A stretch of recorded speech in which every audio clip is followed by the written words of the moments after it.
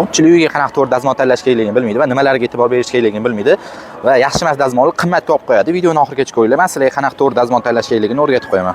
Eng birinchi bu e'tibor berish kerak bo'lgan narsa dazmolni brend originalligiga e'tibor berish kerak. O'zbekistonda ofitsial servis sentrlari bor yo'qligiga qarash kerak. Ikkinchi bo'lib vatiga e'tibor berish kerak. Eng kamida 2,5 wattdan 3000 wattgacha bo'lishi kerak. Podachaga ham juda e'tibor berish kerak. Eng kamida 200 gram par bo'lishi kerak va undan qancha yuqori bo'lsa, shuncha yaxshi hisoblanadi dazmol par berish. Eng muhim e'tibor berish kerak bo'lgan narsa podoshva hisoblanadi. Keramический bo'lishi kerak yoki Elaxal Plus yoki nanotitaniy bo'lishi kerak. Mana shu uchalasi eng yaxshi podoshlar hisoblanadi. Yana muhim joylardan bittasi ochiskasi bor yo'qligiga e'tibor berish kerak. Bu narsa hamma dazmolda har xil joyda bo'lishi mumkin. Misol uchun bunda bu yoqda, bunda pastida nakib yig'ilgan joyi. Bu yerda biz mana buni o'ngga qilsanglar, o'zini o'zi tozalaydi avtomatik. Avtokulchinasi bor yo'qligiga ham juda qattiq e'tibor berish kerak.